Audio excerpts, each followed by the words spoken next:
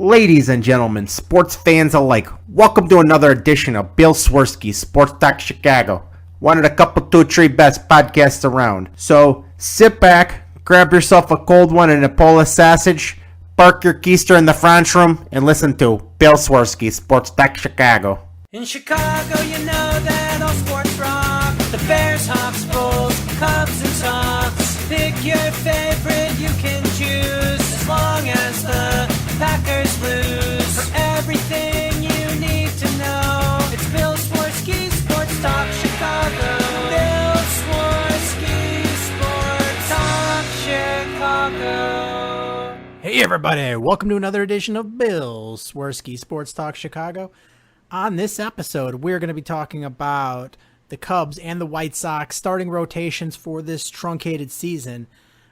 Little Blackhawks news and notes about what's coming up in their truncated season / playoffs. Maybe throw a little NFL news in here or there. But first, I'd like to thank our sponsor, the Rockford Ice Hogs. If you're not familiar with the Rockford Ice Hogs, they're the AHL minor league affiliate of the Chicago Blackhawks. What does that mean for you? You get to see the stars of tomorrow today at family-friendly, affordable prices. Sure, the season is not going on right now, like everything else, but it is exciting, and you won't want to miss the action when they do return. So don't sleep. Head on over to icehogs.com, get yourself a hat, shirt, jersey, sign up for season tickets, and more. Tell them Swirsky Sports sent you. Alex, we are getting ever so close, theoretically, to having sports. Hopefully it can happen safely, and I know it's a very uncertain, nervous time, but the baseball season's going to start in less than 2 weeks, and Jonathan Taves doesn't even know how the disease is transmitted, so we don't know. I don't know. It could be anything. Yeah, we're really close to baseball, theoretically. But I don't know. Honestly, the thing is, the other day you had a bunch of Tier 1 Cubs players, as well as their manager, that were not allowed to participate because they didn't have their test results back. I mean, I don't know if this is just indicative because we're still early on, or if this is going to be a problem that plagues this shortened season. Well, look, we've already seen a number of problems with the testing because we've seen teams not get their test results back and have to stop camp, period. It sounds like they're improving on it, but it's not completely where it should be.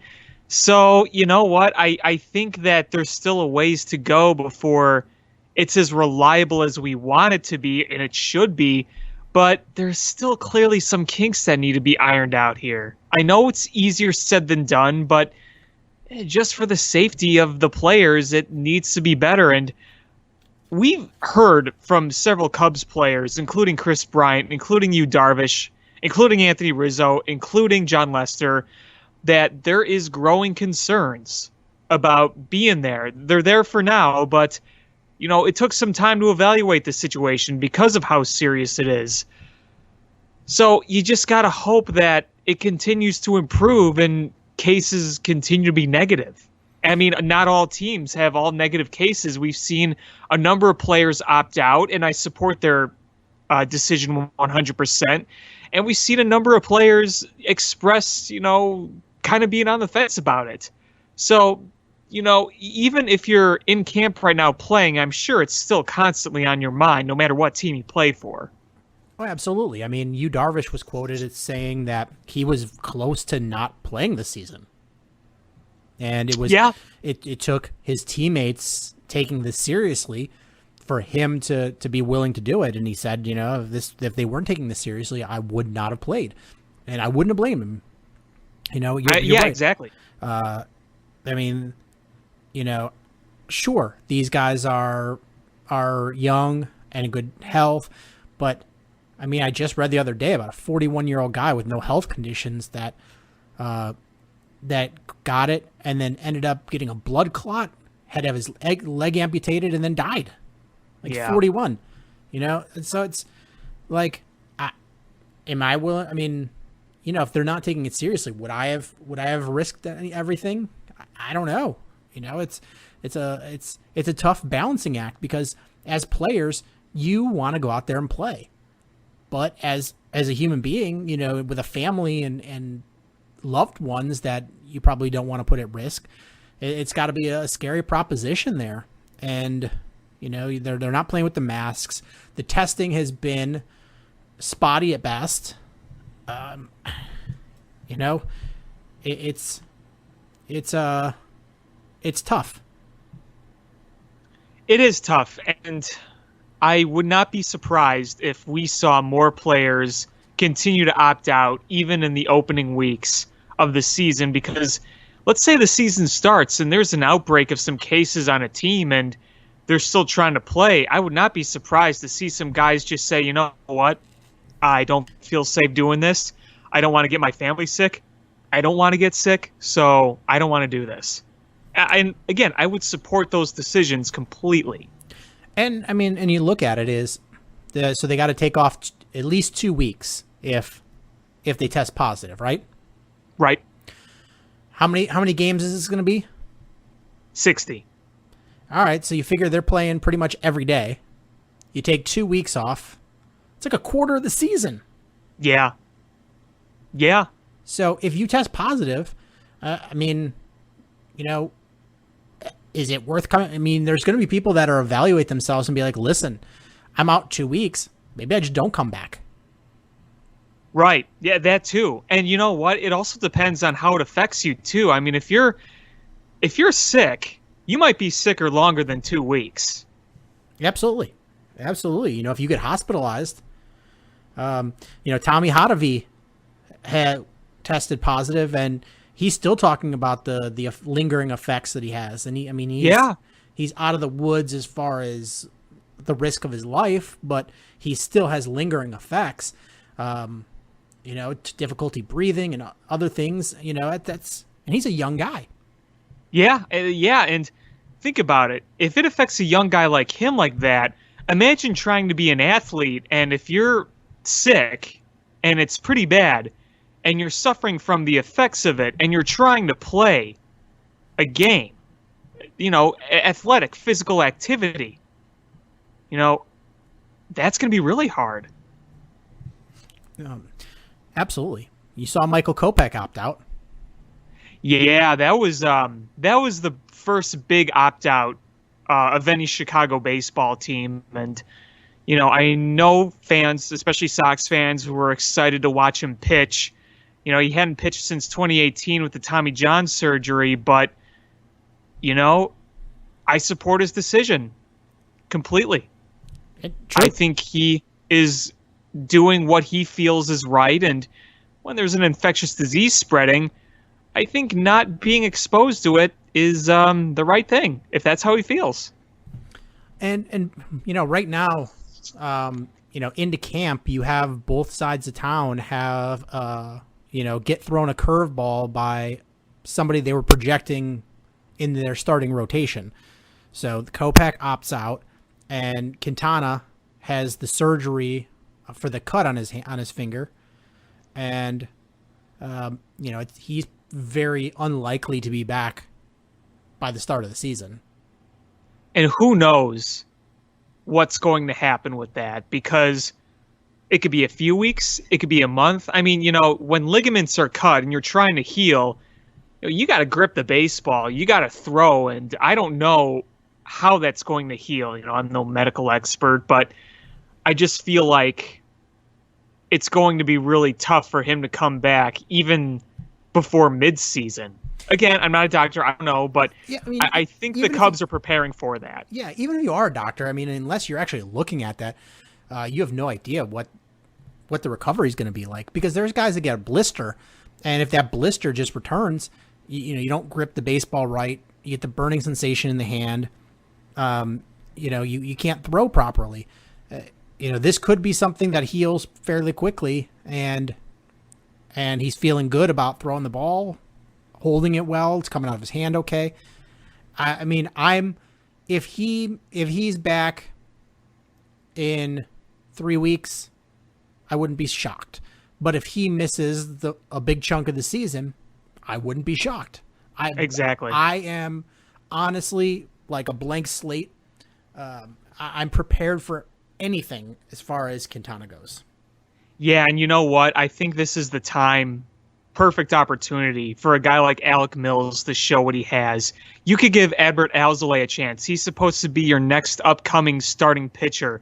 Because look, the fact of the matter is, no matter what happens this year, next year, your rotation is going to look very different.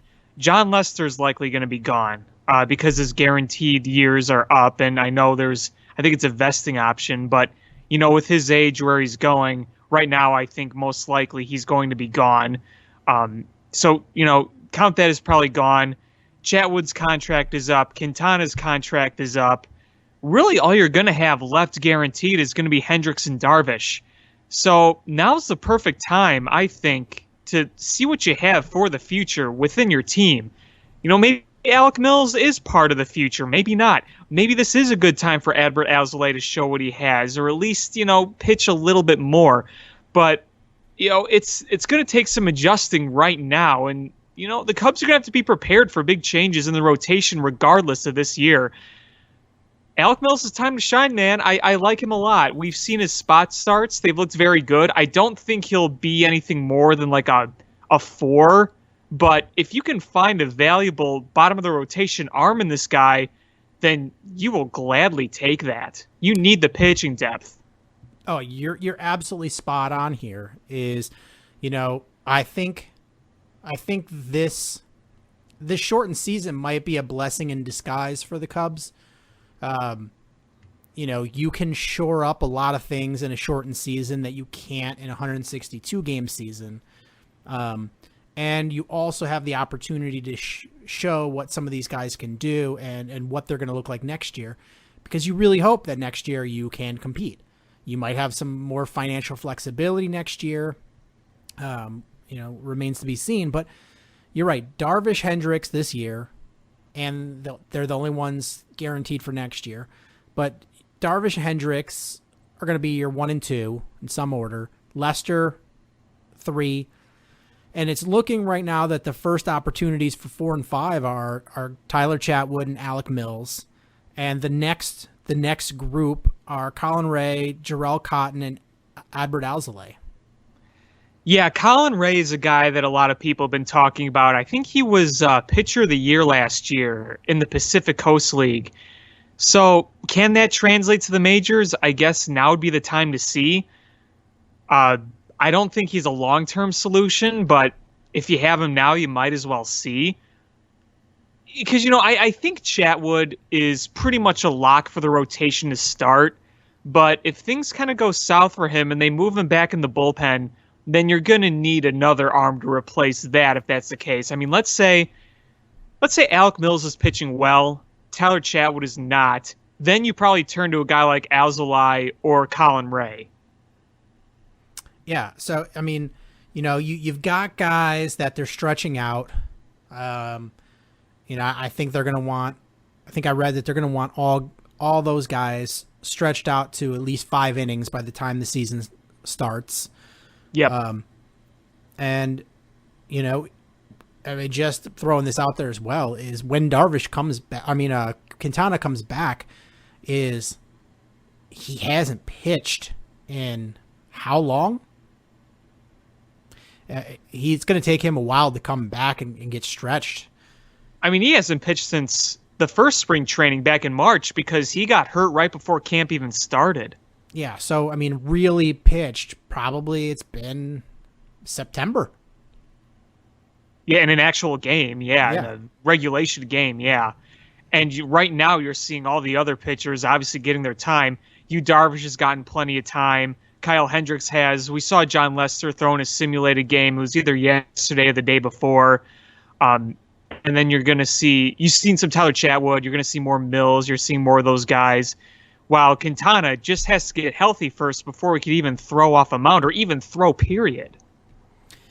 And, Lester's a guy that I'm worried about. Last year we saw his fastball took a big dip. I think it was the lowest the lowest velocity that he's ever had in his major league career in his fastball. We saw the transition to a lot more of the cutter. And, honestly, he's been borderline junk pitcher. Yeah, he's been kind of the guy where you just look to grind away. You don't look at him to dominate like he did for so many years. We saw that start to kind of turn after they won the World Series, because his first 2 years here, he pretty much came as advertised. I mean, 2016, he was absolutely dominant. In 2015, he was pretty good too.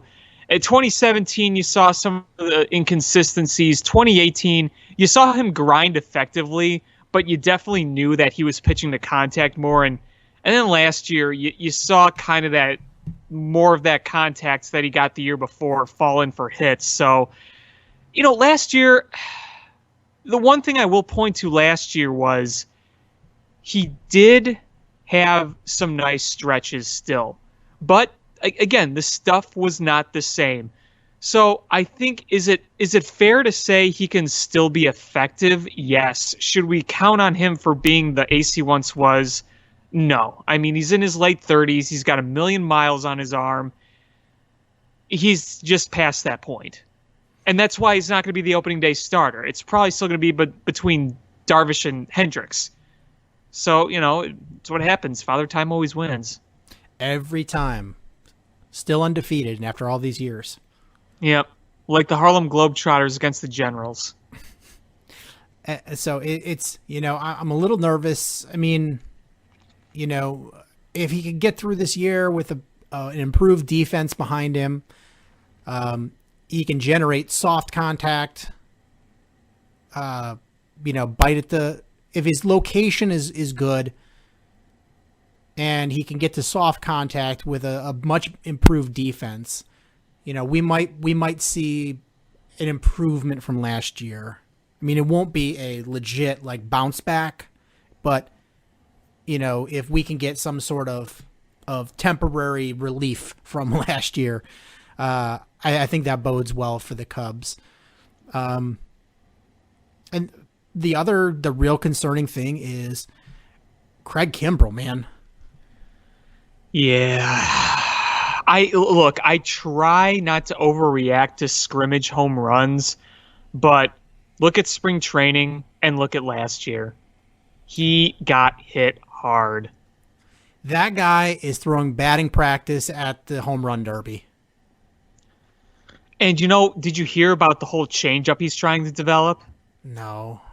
Well, he's trying to develop a changeup, and that right there tells you he's adjusting his game, because his old game that worked phenomenally for so long, it's kind of a thing of the past.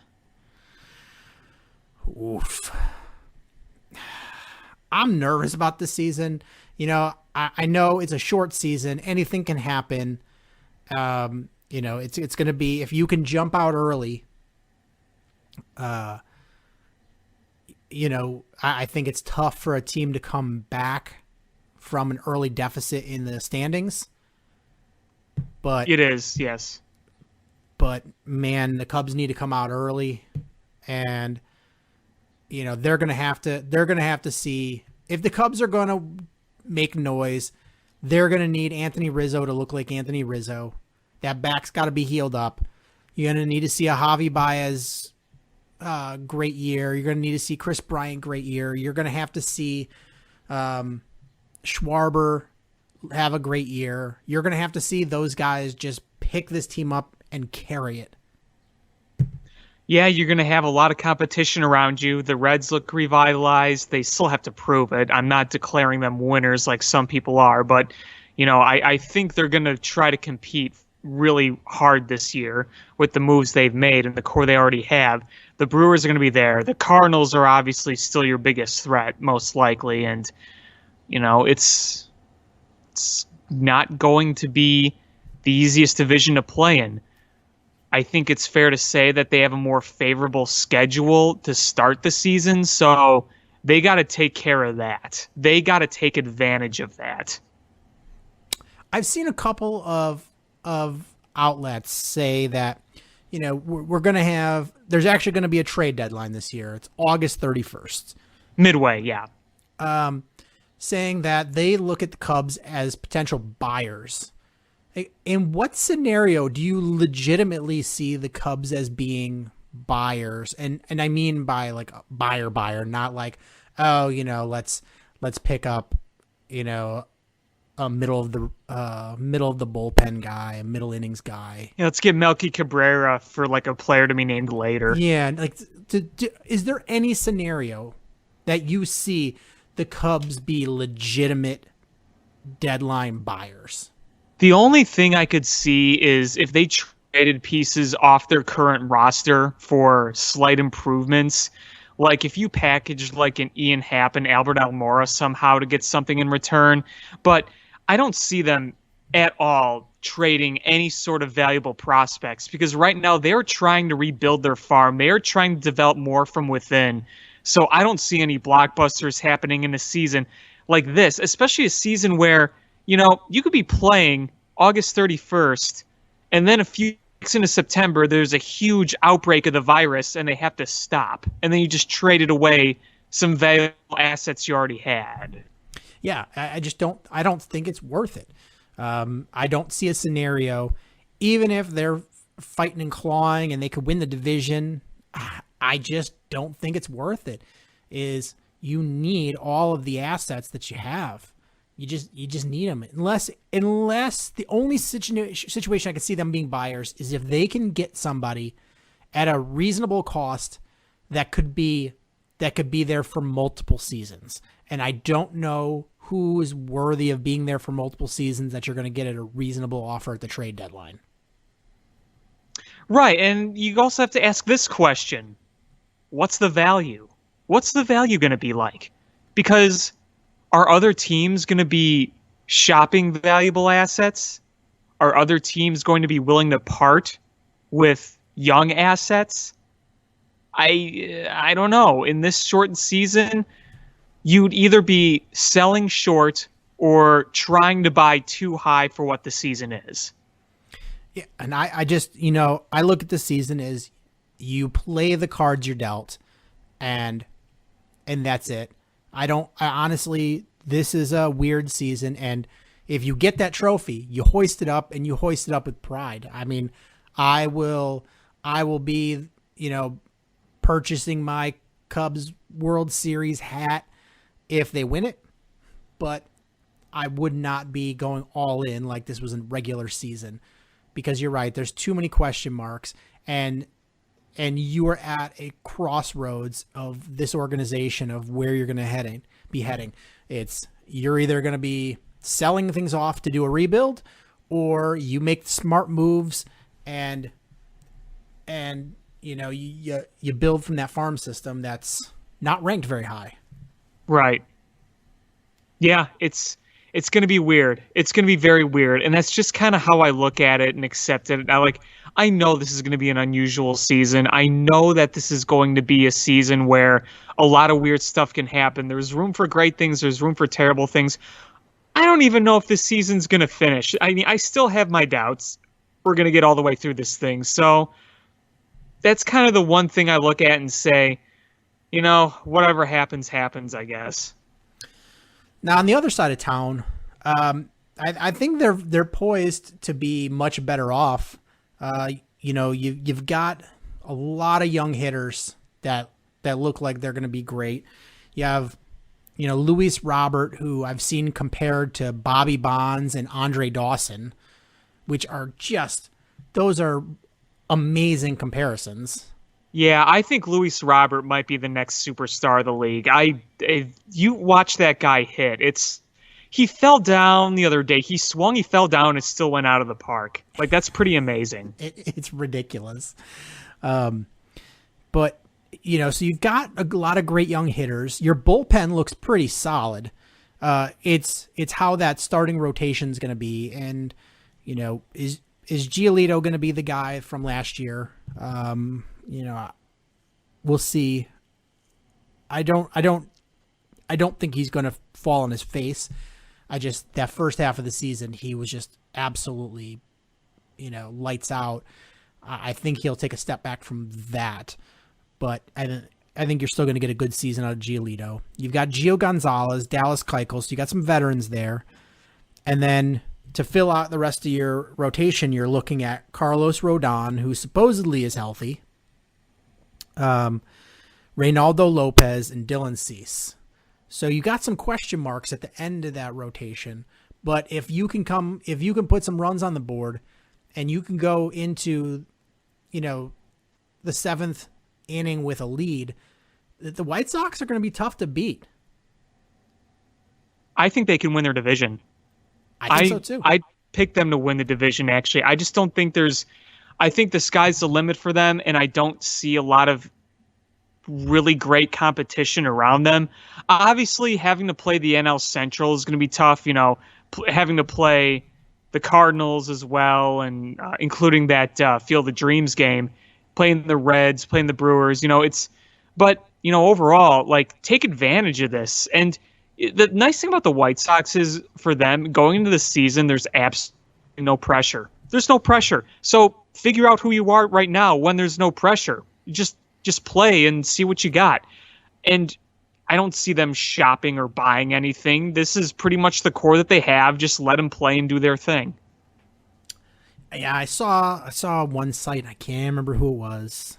Maybe it was fan-sided, but they were talking about being buyers at the deadline, and that there could be some legit third baseman available at the trade deadline, like Nolan Arenado.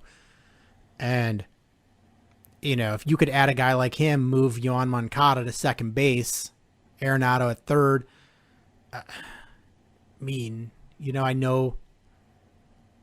I know you got a second baseman in the waiting in the minors, but man, having Moncada and Arenado being your second and third baseman, that could be really sick.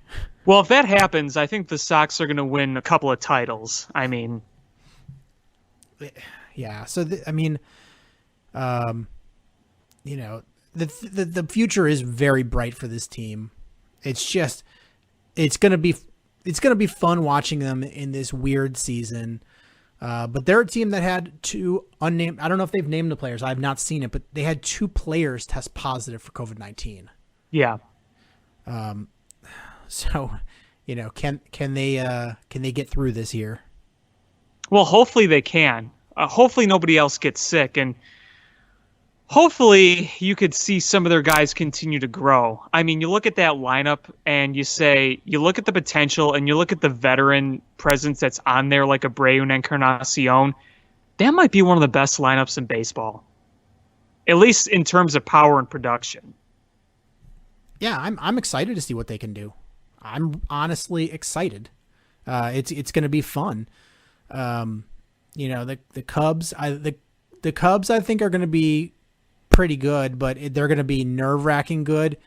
But the White Sox, I don't think there's a lot of expectations. They can go out there and sure they want to win, but there's the pressure to win isn't there. No, they're like that dark horse, pick to win the division for a lot of national folks, but I think they're going to be good, man. To me, I think it'd be disappointing if they didn't make the playoffs, if the season goes all the way through. I mean, I know there shouldn't be the pressure of that. I know that. I just feel like the stars are aligned for them to really make a push. I would agree. I would be disappointed for them if they don't make the playoffs. I think they've got the talent. It's just guys putting it together. Luis Robert, I think you're going to see some ups and downs. The guy has so much talent, but think about it is when the season started last year, wasn't he in single A? I don't remember. I thought it was double A. I don't know. He has moved up so quickly. I thought he started in single A and then quickly moved to double A. I'd have to look, but he is skyrocketed through the minor league system. So, and don't forget you have Vaughn, that was your high pick not too long ago. That's waiting in the wings. So you've got Nick Madrigal. You've got guys that are just waiting in the wings. That They have a stupid amount of talent. I mean, a lot of talent. Yeah, it's going to be fun watching them this season. Frankly, it makes me kind of jealous almost of what they have as a Cub fan. Like, I got to give them a lot of credit. They've really rebuilt that system great, and I mean, you got a lot of boppers on that team. It's going to be a lot of fun for them, and this is the perfect time for them to kind of give a taste of who they are. And even if they just miss the playoffs this year, but like they show the promise, you could still build off that. Like I said, the pressure is not there, and they seem very loose and confident, which is the right attitude to have. So yeah, again, sky's the limit for them. That's an exciting group. And honestly, is Cubs fans out there, is if the White Sox do really good, congratulate those White Sox fans. We all know a fan of the other team in this city, but to be honest with you, we're all Chicagoans. Is sure your team, if they don't win, the other team wins, you're going to be a little bummed just because you wanted your team to win. But you know what? Our city wins. High five them. You don't have to switch allegiance. You don't have to buy a new hat. Just high five them. Be like, you know what? Your team did awesome. High five. It's not that hard. Yeah, I'm right there with you, man. Right there with you. I spent too many years being angry about White Sox fans, and it's so like I'm in my 40s. I'm just like, this is stupid. Why? I'm excited.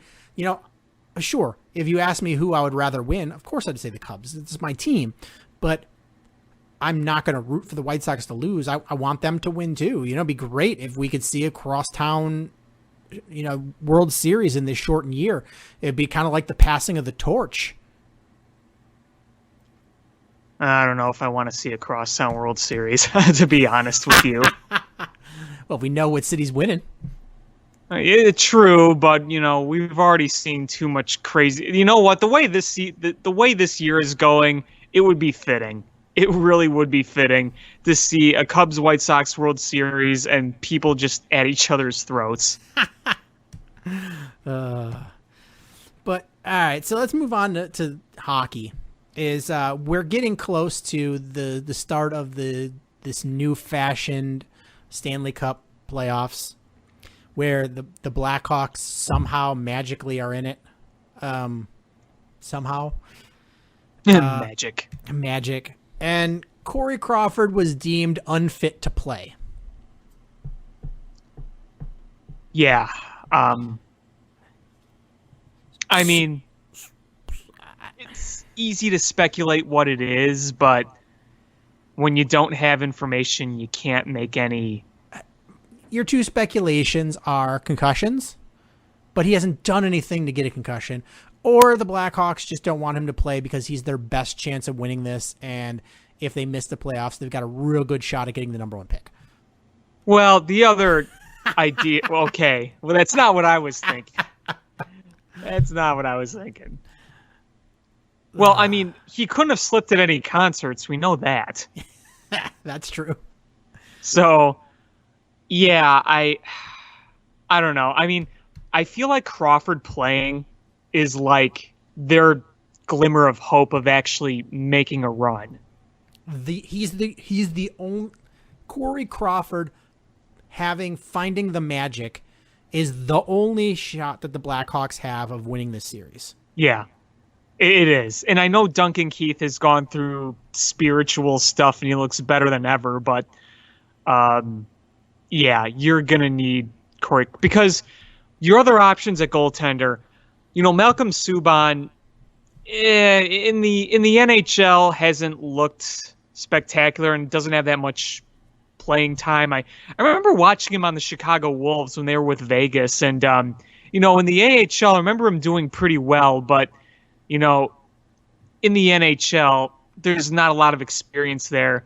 And then you have Colin Delia, who, a few years ago maybe I thought was going to be something, but we still kind of yet to see that. And then a few other guys I don't really know. So Kevin Lankinen. Oh, he's going to be the next Corey Crawford. Those are your three guys, and two of them are going to be on your roster. against Edmonton, who they're playing? Edmonton, yeah. Yeah. I forgot for a second. So Edmonton, who are going to just put pucks on net. And these are the pairings that we saw during the practice, the last practice. Keith and Buckwist, Dahan and Murphy, Mata and Cuckoo, and then Seabrook. Yeah, how's that going to work? Seabrook, so you have Seabrook coming back from 3 surgeries that I didn't think he would ever come back from. You have Dahan coming back from a shoulder surgery. And I like Dahan. I mean, I think Dahan is a positive add, but yeah, he hasn't played in a while. Seabrook is honestly a guy that I thought we'd be able to do a long-term IR and get some salary cap relief. And this is looking like, nope, not happening. And then they're talking about how the NHL has decided that as part of their financial relief, they're not going to let teams amnesty anybody. And so, boop, there was that idea. Like, you know how awesome it would have been if the Blackhawks could have amnestied Seabrook? Yeah, I think there was a lot of speculation that was going to happen, but it looks like he's going to try to make it work. And look, I'll give Seabrook credit for trying to make it work. I just don't know how it's going to go. Do you? Do you give him credit? Do you? Yeah. If he knew what was best for this team, he'd be like, yeah, this hip is so bad, I'm going to hang him up. That would be what was best for this team. You know what? Maybe he's going to try something new. He's just going to lie in the goal crease and be like double goalie. Maybe what he could do is he could slip through whoever's playing goalies like jersey so they could be like a two-headed monster. Like in Step Brothers when they go for the job interview. He's just behind him and he pops out the other side. Exactly. You saying Pan or Pam? It's 2 M's, right? So we have Seabrook and we have no Crawford. It's no bueno. Yeah, I'm looking again at Malcolm Subban. He's only played 66 games in the NHL and a .279 save, .899 percentage. I mean, I've seen worse, but I don't think with a bad defense against a high-scoring team like the Oilers that's going to go so well.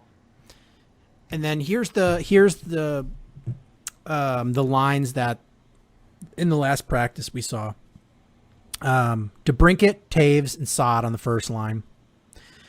Nylander, Strome, and Kane, second line.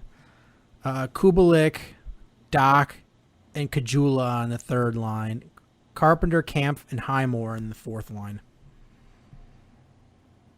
So pretty much what we've seen before. Yeah, nothing too surprising there.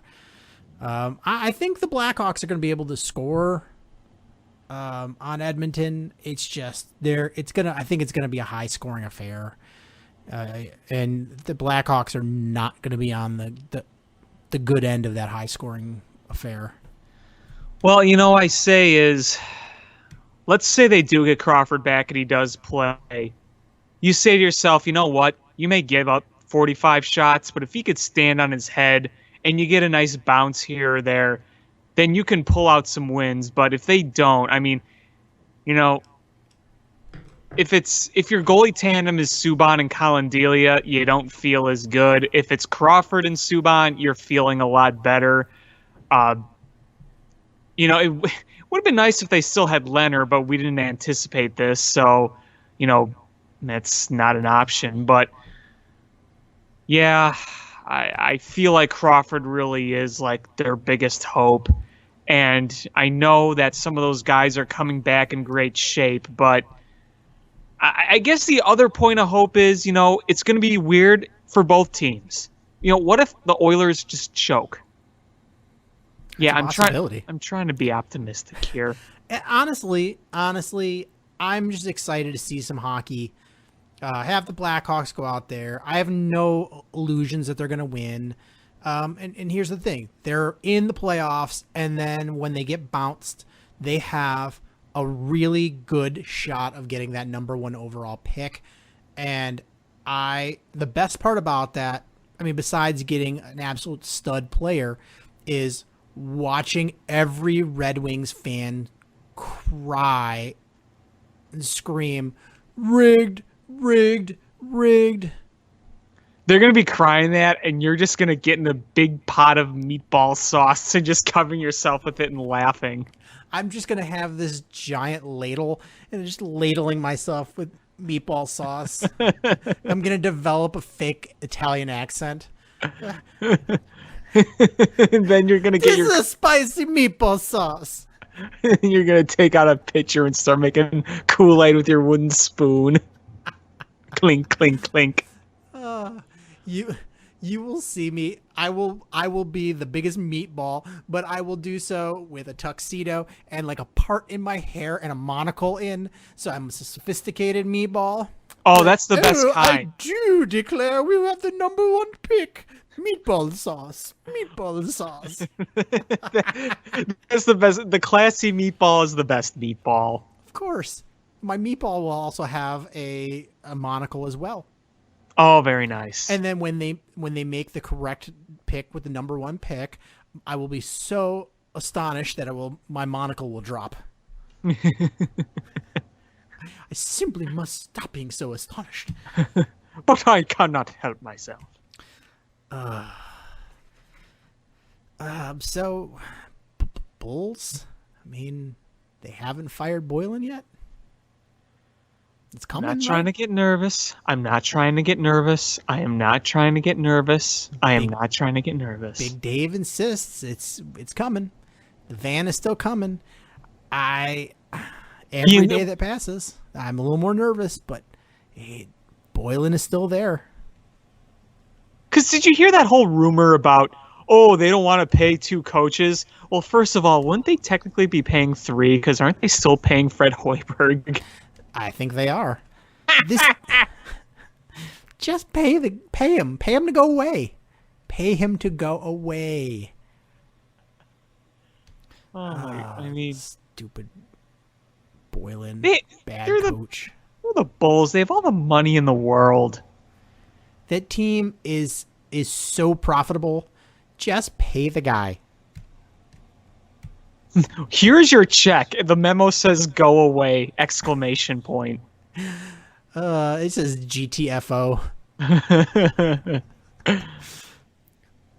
I can't sit here and think that Arturas Karnisovas, a smart, respected, very, very respected basketball executive who would sit down and listen to the players and would want to change the culture, keep that around. There's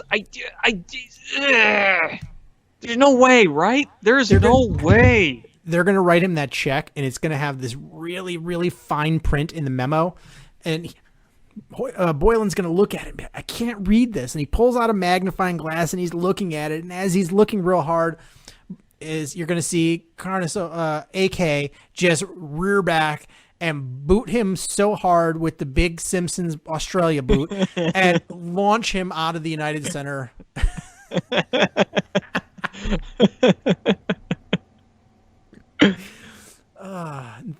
And then there will be much rejoicing. Rejoice! So NFL, there's really not much going on. They say the Bills fan is still puking on himself.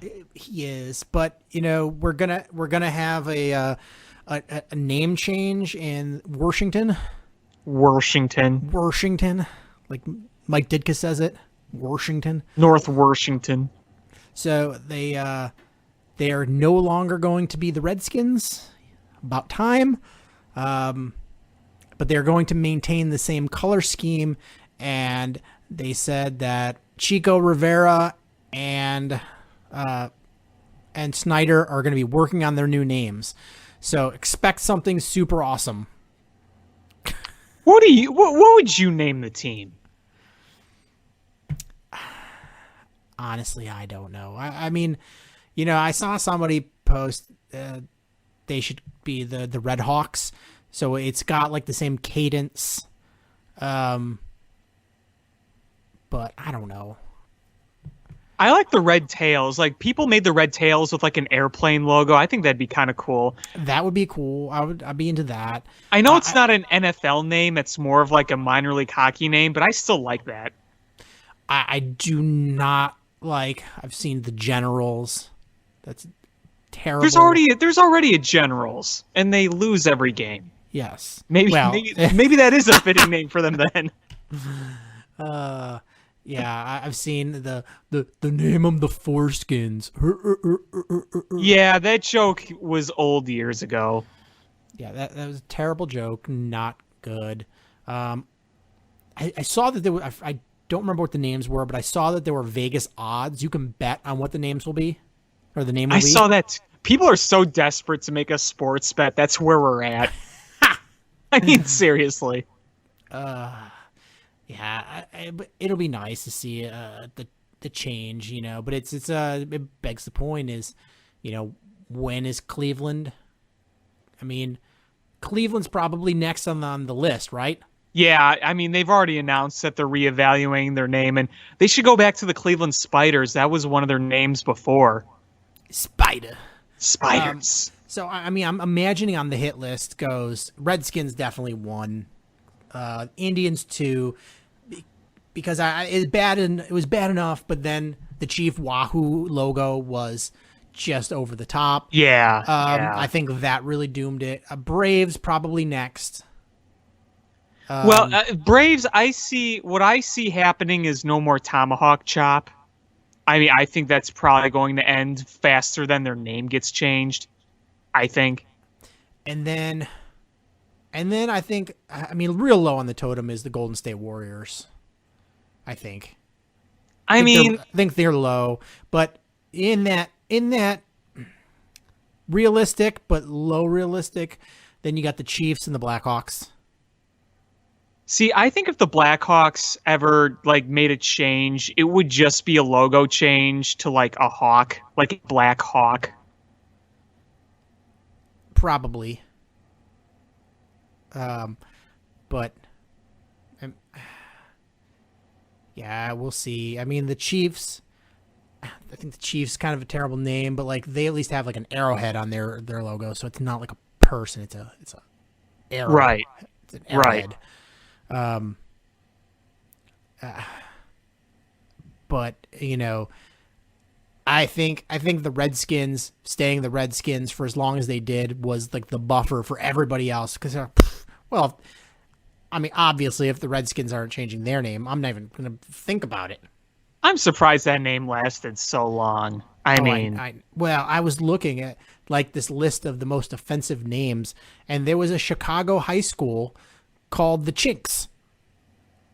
There was? Yes, and they called their arena the Chink Rink. Ew. Yeah. Where exactly was it? It was at Pekin High. I screen captured it because I sent it to a friend, and I was like, I could see the Redskins totally, one-upping it. Yeah, right. The Pekin High Chinks. And there's a news... So this is not Chicago, it's Pekin, Illinois. Pekin. And there's pecan? Nut? No, Pekin. Oh, P-E-K-I. Okay. And all right. They had a newspaper, the Pekin Daily Times, and there's a big headline in the sports section. Chinks number 1. Pekin roars its praise for mighty Chinks. Oh. How long ago? Celebrate forever is mood of Pekin today. I can't. The article is too pixelated to see the date on there, but it's a basketball team of all white players, so that probably gives you a hint. Yeah. So apparently they did change their name at some point. Where the heck is Pekin, Illinois? I'm looking at a map now. I've never heard of it. Let's see. Yeah, people always like, do you know where this is in Illinois? And I was like, if it's not in Cook County, I probably don't. Well, yeah, like anything outside DuPage or Cook, I'm like, where the fuck is that? Oh, it's right below Peoria. Yeah, okay. It's like so right below Peoria. Yeah, so it is Peoria. That is not my wheelhouse of Illinois. That is outside of my range. Like, you know, if you get past Joliet, I'm done tapping. Yeah, I mean, outside the Chicagoland area, like the places of Illinois I know are Rockford, Champaign, Springfield, East St. Louis, and Carbondale. That's about it. And like Decatur and Kankakee, because my brother went to U of I, so when we went down to Champaign, we'd go through Kankakee. I went to Bears training camp a few times in Bourbonnais. I've been to Springfield a number of times. I think I've been through Decatur, but never actually stopped in Decatur. But, my friend next year is getting married. I'm standing up in his wedding, and he's like, yeah, we're getting married in, what was it called? Not Edwardsville, but I think it's either Collinsville, I think it was. I'm like, where the fuck is that? And then I saw, I'm like, oh, it's like East St. Louis. Yeah, I mean, I know I've been to Bourbonnais, but I couldn't, like, that whole area between, like, Tinley Park and Bourbonnais is it might as well be Kentucky. I don't know it. I no idea. It's like, I know, like, I grew up in the southwest suburbs, so, like, I know Tinley Park a little bit. I know Orland Park. My dad lived in Joliet, Lockport area, so I know that. Bolingbrook, Naperville, I know that. St. Charles a little bit, and then you get up to like Schaumburg, I know that. The north, like Evanston area.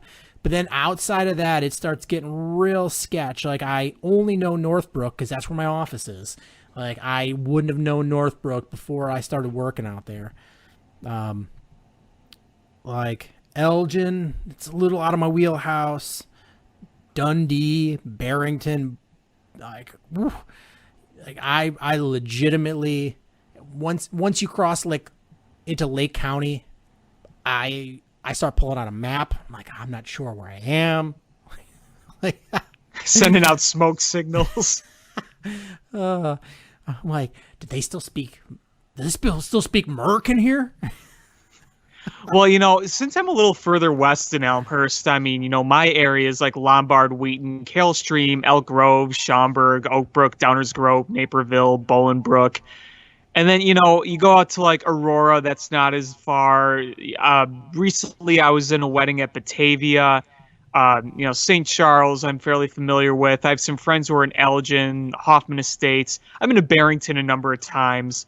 It's funny because I had some friends who played in a band, and they'd play at this bar up in Barrington, and it's kind of funny because in your mind you think Barrington isn't that far, but when you actually look at a map where I live in Elmhurst, I'm kind of like, wow, that's kind of farther north than I picture it, Yeah. And it's funny because I'm like, oh, Naperville, Aurora, I know that. And then I'm literally looking at a map and I'm like, Oswego?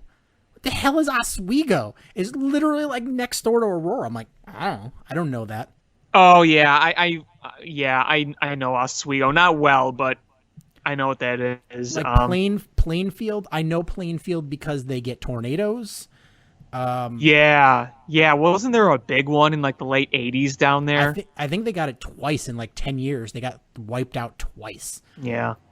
Well, if for any Southsiders who are listening to this podcast, my mom grew up in the Oak Lawn area, and I don't know if you know the story of 1967. The roller rink? The tornado in Oak Lawn. Got the roller rink, right? Yeah. Yeah, I grew up in that area. So like my mom and my uncles, like they had friends that died in that roller rink. Really? Yeah. My junior high, like we were like in the same like district area where I grew up, and we had a plaque in our gym like honoring the people that died in that roller rink. Wow. It missed my mom's neighborhood by a few blocks, but our the family Orthodox church there took damage. and my aunt was a nurse at the hospital, and she spent like several straight days assisting the effort. My mom was about 8 years old when it happened, but she says she still remembers being down in that basement during that tornado. And I mean, I think it was like an EF4, EF5. It was a big tornado. It was very rare for that kind of tornado to touch down in Oak Lawn, but, it did. And, my family was very lucky that no one was hurt or killed in that. But, unfortunately, there are people that were hit. Because that had to be before your time, right? Oh wait, yeah, absolutely. I'm that old. But it's but I mean, the residual effect was we practiced those tornado drills like all the time, and I remember you'd have to like one of the schools I went to, the where we had to go for where my homeroom was we had to go into the men's bathroom and duck under the urinals. Like, really, man? Like, I will risk the tornado. You'll take out an umbrella and be like Mary Poppins. Oh, Mary Poppins or Princess Leia, whichever. I will risk it. I will risk it not to go under the urinal. So I got to ask you, where exactly did you grow up? Worth, the friendly village. Worth. So it is, so if you're looking at like Oak Lawn, next to Oak Lawn, like going west is Chicago Ridge. Yeah. And then, so it's like, and then. I see it. It's the next town, like southwest. Yeah, right next to 294. Yeah, so if you're on 294 and you see the water tower that says the friendly village, that's Worth. Okay, because my mom grew up right off, I think it was 79th Street. I can't remember. That would have been Burbank. Maybe I'm remembering it wrong. It was somewhere in that area. Trying to think of what famous things are around there. Do you know Bogan High School? I do. Do you remember how that's on 79th Street? Yeah. So okay, that's would have been where she. Okay, so that's like close, like Ford City Mall. Yes, yes. Daly College. Yes. Ford City Mall was a big place there, and Yep, Ford City Mall. I haven't been there in forever. I almost forgot where that is. Man, Ford City Mall. I forgot that existed. So that's like 79th and Pulaski-ish. Yeah, and my grandfather owned a restaurant right on the corner of, was it 70? I think it was 79th. It's either 79th and Pulaski or 79th and Cicero. It was right on the corner, and owned a diner there in the 60s. Yeah, that's before my time. Yeah, it was. That was a long time ago. My mom was a kid. It was, well before the 70s and the 80s, obviously. So yeah, it was. It was 79th and Pulaski, right on one of the corners there, right across from the high school, actually. Oh, okay. There's a White Castle there now. That was the forbidden place, because that White Castle was still there across from my grandfather's diner. And he said, no family is going to go to that White Castle. It was the White Castle. And my mom loves White Castle, but it was the forbidden place because it was in direct competition with my grandfather's restaurant. So my dad, before he passed, like my wife would be like, all right, for your birthday, I will make you whatever you want for dinner. He just like, I remember he would think about it.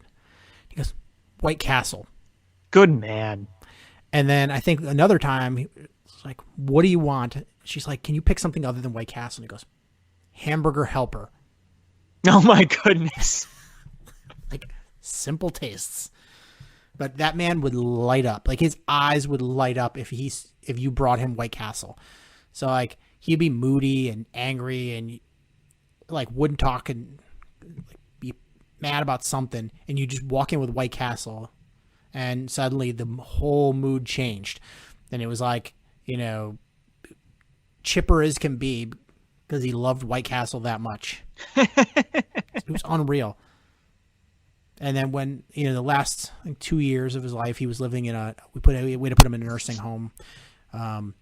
And there was a White Castle a couple blocks away, and they would do once a month they would do you could pay some money and they would bring back food from whatever. And one night it was White Castle, and he was just like a pig in shit.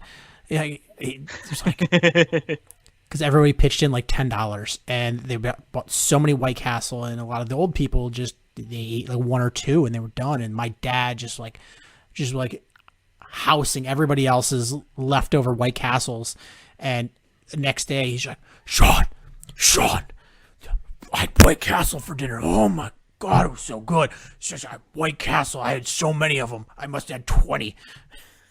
That's living the life right there, man. I've never, he talked like he had just seen the Bears win a Super Bowl. That's how excited he was.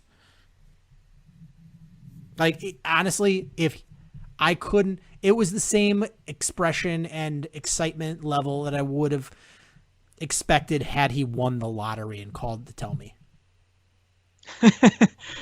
Who needs a lottery when you have White Castles? Simple, man. Simple pleasures. Hey, that's living life right there, man. What's sad is I'm looking at where my grandfather's restaurant was on that corner. Now it's just an empty, fenced-off field. Oof. They tore down the mall where it sat in 2004, and then they built something there, and then they tore that down. So now it's just an empty lot. Sad to see. Sad. Yeah, that's sad. Yeah, I know. It hurt my mom to see because she hasn't been in that area in a long time. Because her parents are long gone, and my grandmother or my grandfather has not lived in that area in 20 years now. So, we go down there to visit other family, but that particular neighborhood that she lived in, we haven't been there in years. So I hadn't actually seen the spot in a long time. And I remember as a little kid seeing that mall where it used to be. Because, the restaurant's been gone for 40 plus years, but, the mall that it was in was still there. So the building was still there, and now that it's gone, and now it's just an abandoned fenced off lot. But yeah, for any of you listeners that are in the South Side on that area, I know we have a lot of White Sox fans that listen to this podcast. A little bit of South Side history there for you. Yeah, there you go. What was the restaurant called? It was called the Crestline Grill. I'll have to ask my mom. I'm sure my mom was eating there. My stepdad, I know, is eating there because he lived for a long time, straight west of there. Yeah, ask him. It was just a little diner, but it did well. Yeah, he lived in Burbank, so it was straight west on 79th Street. Yeah, back when the Crestline Grill was open in that mall, there was also a grocery store, a big grocery store that was attached to that. So if that might help jog the memory a little bit. But yeah, I'd be curious to see. Yeah, I'll have to ask him. Yeah.